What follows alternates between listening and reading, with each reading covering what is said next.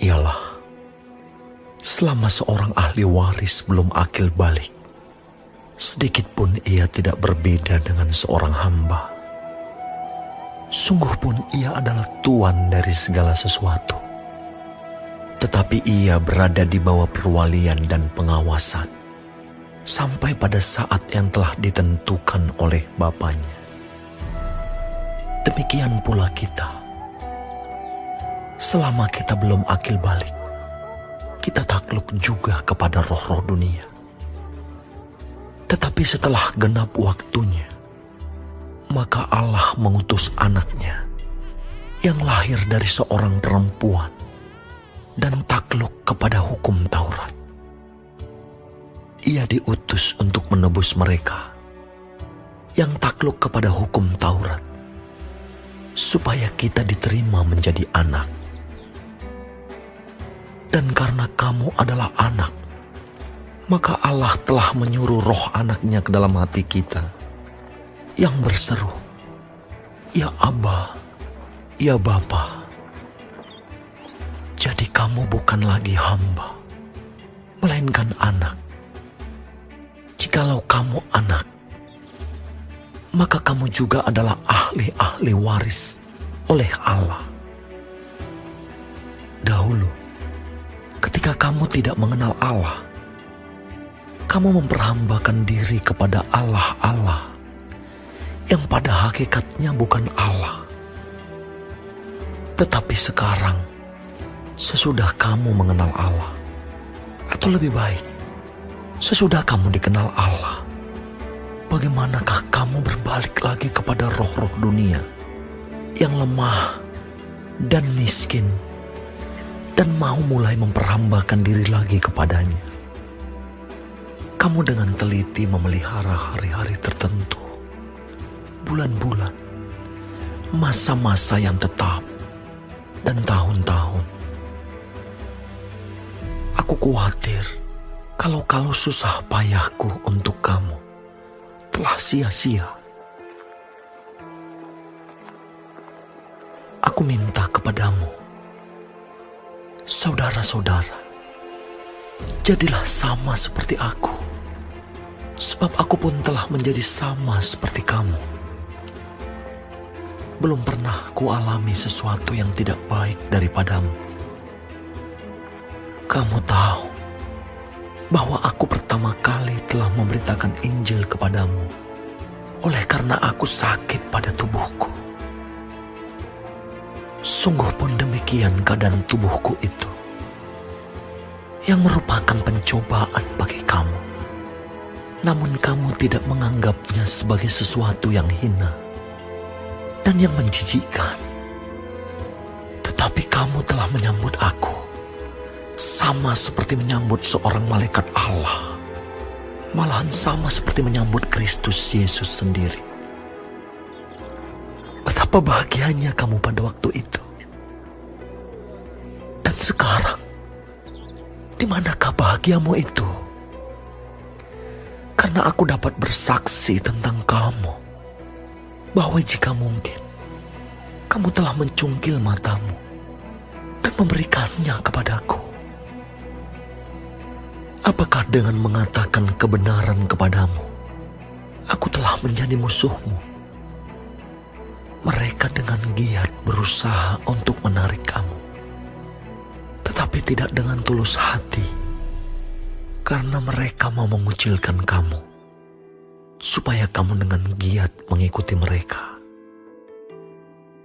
Memang baik kalau orang dengan giat berusaha menarik orang lain dalam perkara-perkara yang baik, asal pada setiap waktu, dan bukan hanya bila aku ada di antaramu. Hai anak-anakku, karena kamu aku menderita sakit bersalin lagi, sampai rupa Kristus menjadi nyata di dalam kamu. Betapa rinduku untuk berada di antara kamu pada saat ini, dan dapat berbicara dengan suara yang lain, karena aku telah habis akal menghadapi kamu.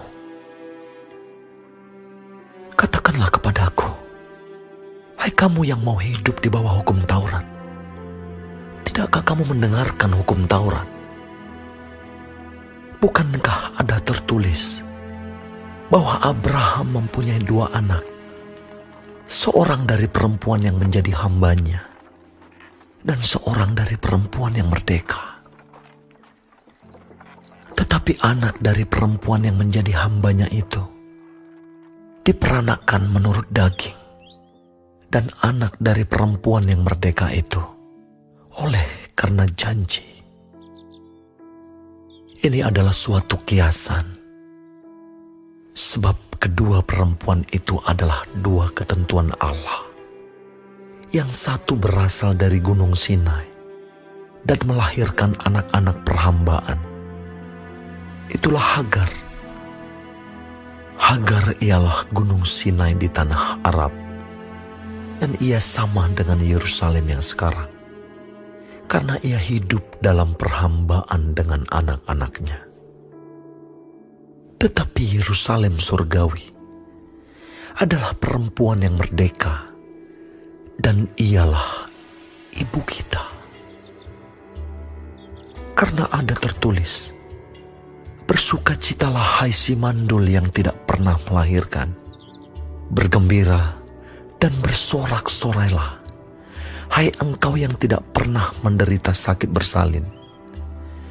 Sebab yang ditinggalkan suaminya akan mempunyai lebih banyak anak daripada yang bersuami.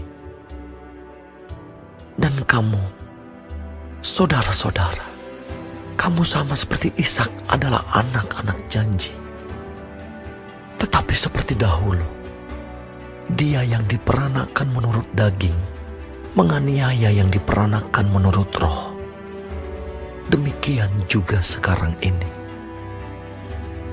Tetapi apa kata nas kitab suci? Usirlah hamba perempuan itu beserta anaknya, sebab anak hamba perempuan itu tidak akan menjadi ahli waris bersama-sama dengan anak perempuan merdeka itu. Karena itu, saudara-saudara, kita bukanlah anak-anak hamba perempuan, melainkan anak-anak perempuan merdeka.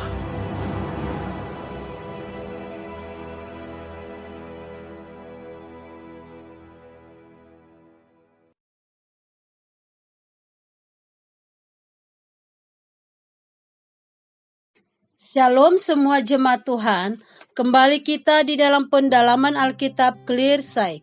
Sekarang kita sudah memasuki kitab Galatia 4. Tuhan Yesus memberkati. Di dalam ayat 1 sampai 11, tidak ada lagi perhambaan. Paulus menyebut jemaat Galatia telah berlaku bodoh. Mengapa demikian? Karena sebelum kedatangan Kristus, setiap orang berusaha mencari keselamatan dengan usahanya sendiri. Orang Yahudi, meski mereka merupakan anak perjanjian, tetapi tidak ada bedanya dengan hamba, karena mereka masih hidup dalam perwalian dan pengawasan hukum Taurat. Sedangkan orang Galatia sendiri hidup menghambakan diri pada roh-roh dunia yang lemah dan miskin. Mereka memelihara, merayakan hari-hari tertentu atau waktu-waktu tertentu supaya mereka selamat di dalam hidupnya. Padahal Tuhan Yesus datang ke dunia ini untuk membebaskan mereka dari semua tuan yang selama ini membelenggu mereka. Dengan demikian, mereka diangkat menjadi anak Allah dan menjadi ahli waris keselamatan kekal yang mereka cari selama ini. Keselamatan yang dianugerahkan Tuhan kepada kita sebenarnya tidak hanya mencakup kehidupan kekal, tetapi juga kehidupan ketika kita masih di dunia ini. Kita tidak perlu lagi mencari keselamatan hidup dengan jimat-jimat atau melakukan ritual-ritual pada waktu tertentu. Karena itu tetaplah beriman kepada Tuhan Yesus.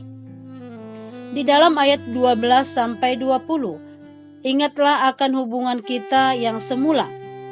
Paulus begitu khawatir akan jemaat Galatia yang telah dia injili sebelumnya, karena jemaat Galatia ini begitu cepat berubah dan meninggalkan kebenaran yang telah diajarkan oleh Paulus. Kebenaran yang disampaikan Paulus itu tidak benar-benar mereka terima secara utuh. Sehingga ketika mereka mendapat pengajaran yang salah, mereka mengikutinya. Dan orang-orang itu pun dengan giatnya menarik jemaat itu supaya mengikuti ajaran mereka. Karena itu kita harus berdiri teguh dan jangan mau lagi dikenakan kuk perhambaan oleh siapapun, supaya kita sungguh-sungguh merdeka sesuai anugerah Kristus bagi kita. Di tengah banyaknya ajaran yang salah pada zaman ini, jangan sampai salah di dalam memilih. Di dalam ayat 21-31, Hagar dan Sarah. Hagar adalah hamba Sarah dan Hagar melahirkan Ismail bagi Abraham. Status Hagar adalah hamba, bukan istri resmi. Sarah adalah istri resmi Abraham dan pada akhirnya melahirkan Ishak, putra tunggal Abraham dari Sarah. Paulus memakai kedua wanita yang ada dalam sejarah Israel itu untuk menunjukkan ironi dalam pandangan orang Yahudi yang menuntut Taurat sebagai syarat keselamatan. Orang Yahudi adalah keturunan Abraham lewat Sarah. Ishak adalah anak karena janji.